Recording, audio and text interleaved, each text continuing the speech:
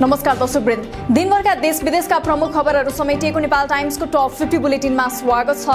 म रश्मिता उदास। सुरु गरौं आजका प्रमुख खबरहरू। राष्ट्रिय क्रिकेट टोलीका कप्तान सन्दीप लामिछानेले किशोरीलाई लगेर जबरजस्ती करणी गरेको भनिएको होटलको क्लोज सर्किट क्यामेराका दृश्य प्रहरीद्वारा संकलन। लामिछानेले होटलका सञ्चालकलाई फोन गरेर कोठा बुक गरेको पनि पाइएको उल्लेख। सन्दीप प्रकरणपछि क्यानमाथि पनि उठ्यो प्रश्न। बन्द प्रशिक्षणमा रहेका खेलाडीलाई आकस्मिक बाहिर जाने पर्ने भए अनुमति लिनुपर्ने भए पनि कप्तान सन्दीप अनुमति नलिई होटलबाट निस्किएको पाइयो। क्यानले तत्काल सन्दीपमाथि छानबिन नगर्ने। सत्ता गठबन्धनले सिट बाँडफाँडका लागि गठन गरेको कार्यदल आज पनि सिट बाँडफाँडको सहमति जुटाउन सक्रिय। आफूहरूबीच सहमति भइसकेको र त्यसलाई लिपिबद्ध गर्न मात्र बाँकी रहेकोले अब प्रतिवेदन नै तयार पार्ने सञ्चार मन्त्री ज्ञानेन्द्र बहादुर कार्कीको दाबी। कर्मचारीको सहयोग बिना देश अघि बढ्न नसक्ने प्रधानमन्त्री शेरबहादुर देउवाको भनाई। कर्मचारीहरू दुर्गम क्षेत्रमा जान नचाहेका कारण पनि काम अघि बढ्न नसकेको र देशको आमदानी नहुँदा कर्मचारीहरूलाई विदेशबाट पैसा मागेर दिनुपर्ने बेला आएको तर्क। कर्मचारी संयन्त्रप्रति प्रधानमन्त्री शेरबहादुर देउवाको असन्तुष्टि। देशको दुर्गति हुनुमा राजनीतिक दलहरू मात्र हो कि कर्मचारी संयन्त्र पनि जिम्मेवार छ भनेर छलफल गर्नुपर्ने जिकिर स्थायी सरकारले काम नगरेको भन्दै आक्रोशित। राष्ट्रपति विद्यादेवी भण्डारीद्वारा पूर्व सुरक्षा अधिकारीहरूलाई छलफलका लागि आह्वान। राष्ट्रपति कार्यालयबाट भोलि छलफलका लागि उपस्थित हुन निम्ति आएको नेपाल प्रहरीका एक पूर्व आइजिपीको भनाई। राष्ट्रपति विद्यादेवी भण्डारीद्वारा नागरिकता विधेयकको विषयमा साना कम्युनिस्ट पार्टीसँग छलफलमा कम्युनिस्ट पार्टीका नेताले नागरिकता विधेयकका सवालमा राष्ट्रपतिको पहल सकारात्मक रहेको बताए। आगामी निर्वाचनलाई प्रभावित गर्ने गरी सरकारले कर्मचारी सरुवा गर्ने काम गरिरहेको आरोप लगाउँदै तत्काल बन्द गर्न एमालेको माग। निर्वाचनलाई प्रभावित तुल्याउने गरी जिल्ला र प्रहरी प्रमुखहरू खटाउने काम गरिरहेको भन्दै तत्काल नरोकिए कडा प्रतिवाद गर्ने विशाल भट्टराईको चेतावनी।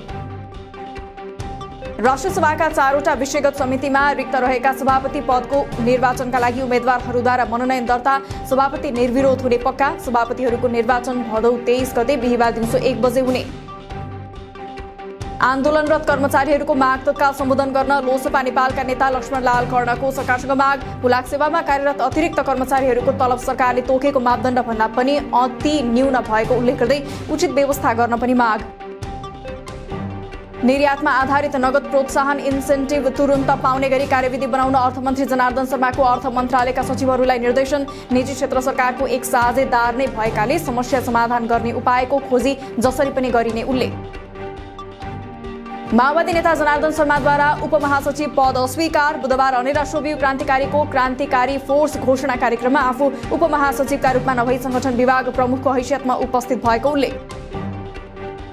आफूले पार्टीमा राम्रो उत्तराधिकारी तयार होउन् भन्ने चाहेको माओवादी अध्यक्ष प्रचण्डको भनाई। जनार्दन शर्माले आफू प्रचण्डको सबैभन्दा कडा आलोचक र रक्षक भएको बताएपछि जनार्दनलाई रक्षा गर्न र हुर्काउन पनि प्रचण्डको मुख्य भूमिका रहेको प्रचण्डको जवाफ। प्रहरीको हत्या अभियोगमा अदालतबाट सर्वस्व सहित जन्मकैदको सजाय पाएका व्यक्तिलाई एमालेद्वारा सिराहा क्षेत्र नम्बर 1 बाट उम्मेद्वार सिफारिस। रामशंकर यादव हाल संविधान दिवसको अवसरमा आम माफी पाएर रिहा।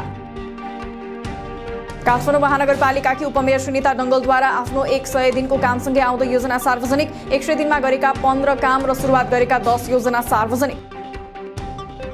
नेपालका सम्पदाहरूको संरक्षणबाट नै पर्यटन क्षेत्रको विकास गर्न सकिने काठमाडौँ महानगरपालिकाका मेयर बालेन्द्र शाहको भनाई। इन्द्र जात्रालाई विश्वव्यापी रूपमा फैलाउने उद्देश्य महानगरपालिकाले राखेको पनि उल्लेख।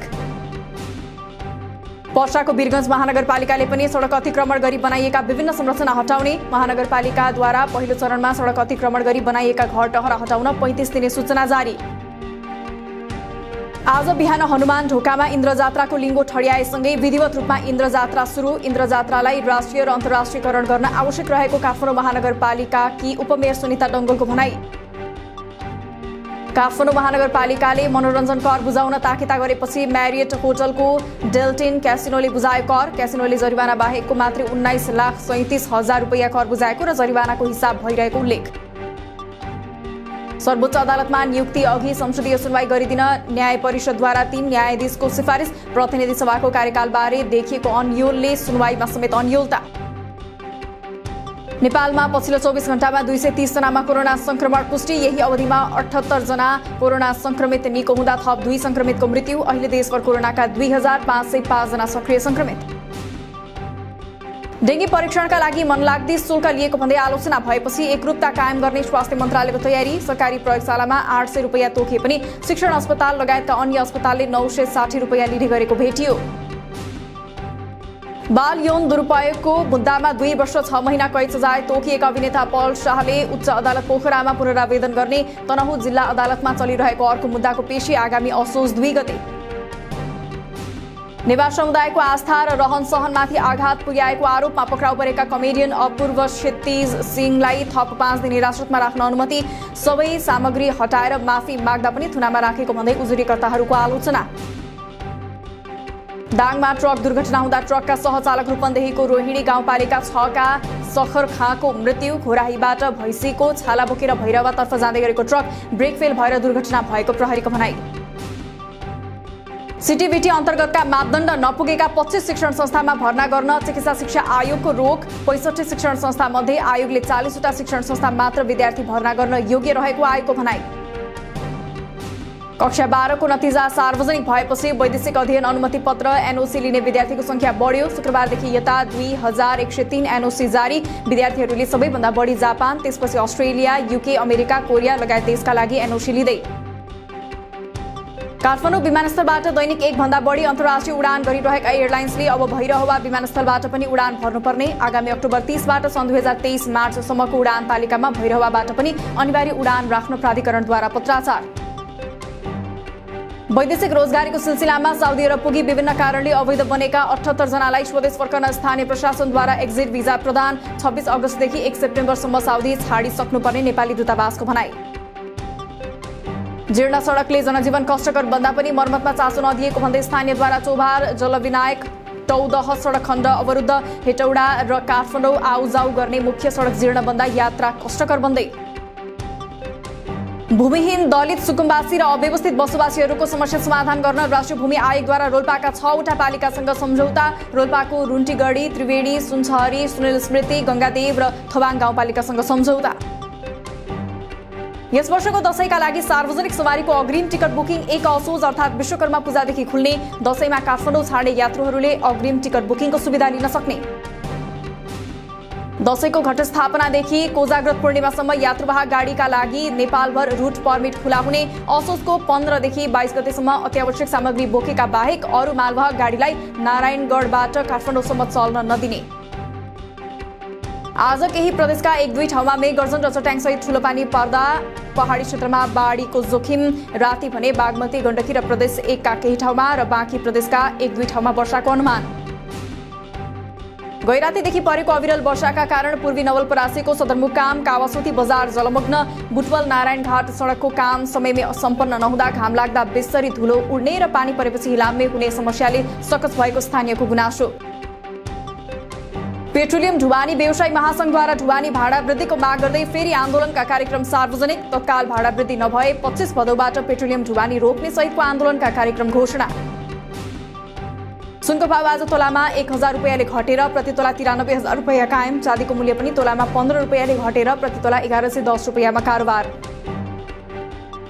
साताको चौथो कारोबार हुने दिन बुधबार पनि शेयर बजार परिसूचक नेप्से 11.97 अङ्कले गिरावट भएर 1939.88 अङ्कमा बन्द। आज 82,62,30,583 रुपैयाँको शेयर खरिद बिक्री।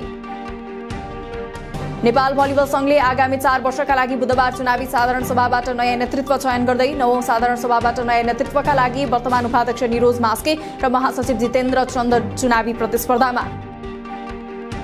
केन्या भ्रमणमा गएको नेपाली राष्ट्रिय क्रिकेट टोली स्वदेश फर्किए। 5 खेलको टी20 सिरिज र 3 खेलको 1 दिवसीय सिरिज जितेको नेपाल ट्रफी सहित बुधबार काठमाडौँ आइपुगे।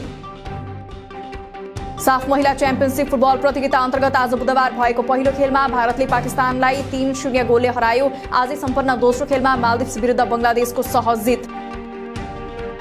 श्रीलङ्कामा चलिरहेको पुरुष 17 वर्ष मुनिको साफ फुटबलमा नेपालले अहिले भुटानसँग खेल्दै। प्रतियोगितामा नेपाल, भारत, भुटान, बंगलादेश, श्रीलङ्का र मालदिप्स सहभागी। नेपालले दोस्रो खेलमा भारतसँग शुक्रबार खेल्ने। इंग्लिश प्रिमियर लीग क्लब चेल्सीका प्रशिक्षक थोमस टुचेल बर्खास्तीमा परे। मंगलबार राति च्याम्पियन्स लीग अन्तर्गत डाइनामो जग्रेवसँग पराजित भएपछि प्रशिक्षकलाई बर्खास्त गर्ने चेल्सीको निर्णय। रुसी राष्ट्रपति पुटिन र म्यानमारका सैन्य प्रमुख लिङ बीच भेटवार्ता, दुई प्रतिबन्ध प्रभावित देश बीचको सम्बन्धलाई थप गहिरो बनाउने संकेत। वार्तामा पर्यटन र तेल तथा ग्यास व्यापार प्रवर्धन गर्न सीधा उडान लगायत बृहत आर्थिक सहयोगबारे पनि छलफल। युरोपको सबैभन्दा ठूलो परमाणु ऊर्जा केन्द्र जापोरिज्जाको सुरक्षाका लागि संयुक्त राष्ट्रसङ्घीय निकायको आह्वान। केन्द्र वरपर आक्रमणका कारण रेडियोधर्मी विकिरण निस्कन सक्ने चेतावनी। दक्षिणी भियतनामको राजधानी चिमिन्ह नजिकैको कराओके कम्प्लेक्समा भीषण आगलागी हुँदा कम्तीमा 14 जनाको मृत्यु, 40 जना घाइते। घाइतेमध्ये 11 जना गम्भीर। आगलागीको कारणबारे अनुसन्धान जारी। विश्वमा हालसम्म 61 करोड 11 लाख बढीमा कोरोना भाइरसको संक्रमण पुष्टि भएको तथ्याङ्क सार्वजनिक। सबैभन्दा बढी संक्रमित अमेरिकामा 9 करोड 67 लाख भन्दा बढीमा कोरोना संक्रमण। अहिलेसम्म विश्वभर 65 लाख भन्दा बढीको मृत्यु। बेलायतकी नवनियुक्त प्रधानमन्त्री लिज ट्रसद्वारा मन्त्रीमण्डल गठन। ऋषि सुनकलाई पनि मन्त्रीमण्डलमा जिम्मेवारी दिइने। प्रधानमन्त्रीमा नियुक्त भए लगतै युक्रेनी राष्ट्रपति भोलोदिमिर जेलेन्स्कीलाई फोन गरी सहयोग निरन्तर रहने ट्रसको वचन। पाकिस्तानको सबैभन्दा ठूलो तालको पानीको स्तर घटाउने अन्तिम प्रयास असफल भएपछि स्थानीय अधिकारीहरूले यसको किनाराहरू फुट्नबाट रोक्न सङ्घर्ष गर्दै ताल विस्फोट हुने खतरा कायम रहेकाले उद्धार टोलीहरूले सम्भावित डुबान क्षेत्रबाट मानिसहरूलाई अन्यत्र लग्दै।